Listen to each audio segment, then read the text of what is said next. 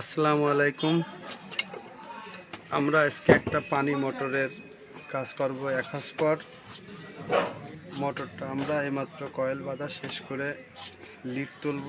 Lead তুলে মোটরটা পুরা সেটিং দিয়ে আপনাদের দেখাবো।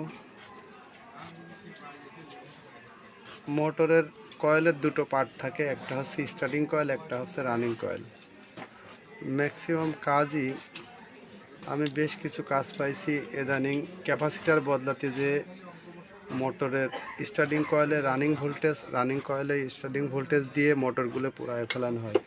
তাই আমি বলবো, যারাই কাজ করবেন অন্তত স্টার্টিং কয়েল আর রানিং কয়েলের কাজটা কি এটা বুঝে তারপরে কাজটা করবেন, তাহলে আপনার এই সমস্যায় পড়তে হবে না, কোনো গ্রাহকের ভোগান্তিও হবে না। লিড তোলা কমপ্লিট। এবার মোটরটা আমরা ঢোকাবো।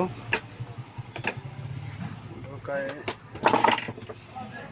সেটিং দেব। সেটিং দেওয়ার পর আমরা চালিয়ে আপনাদের দেখাবো।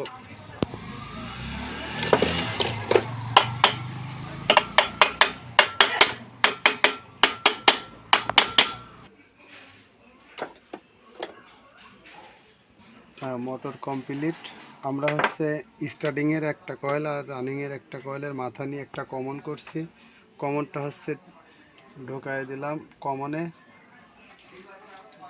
এবার যে ভুলটা হয় সেটা হচ্ছে, এই ভুলটাই আমরা সাধারণত করে থাকি, যে ভুলের কারণে আমাদের মোটরের কয়েলগুলো জ্বলে যায়।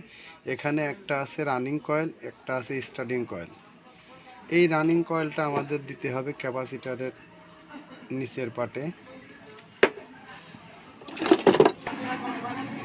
ক্যাপাসিটারের নিচের পাটে দিলাম।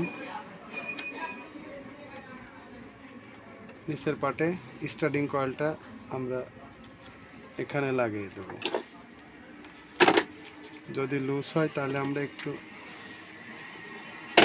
হালকা একটু কানেক্টরটা সেটে নিয়ে ক্যাপাসিটারের ফ্রি পয়েন্টে ঢুকিয়ে দিলাম।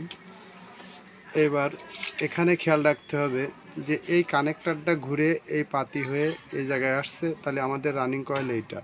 সবসময় খেয়াল রাখতে হবে আমাদের রানিং কয়েলের মধ্যেই ভোল্টেজটা যাবে, আর স্টার্টিং কয়েলটা ফাঁকা থাকবে। স্টার্টিং কয়েলে কোনো ভোল্টেজ যাবে না। যদি আমি এই তারটা ঘুরায় লাগাই তাহলে আমার মোটরটা কিছুক্ষণের মধ্যেই জ্বলে যাবে। আমাদের সেটিং কমপ্লিট। আমাদের খেয়াল রাখতে হবে মোটরগুলো, পানির মোটর যেগুলো, আমরা এই 1 হাজ পর পানি মোটরগুলো ডান পাকে ঘুরবে। যদি বা পাকে ঘুরে তাহলে আমাদের কানেকশনে ভুল বা ক্যাপাসিটার খারাপ থাকতে পারে। এজন্য আমরা লাইন দিয়ে এখন দেখে নেব যে মোটরটা কোন পাকে ঘুরছে। ডান পাকে ঘুরলে আমাদের কাজ কমপ্লিট, আর যদি বা পাকে ঘুরে তাহলে আমাদের কানেকশনে ভুল অথবা ক্যাপাসিটার খারাপ হতে পারে।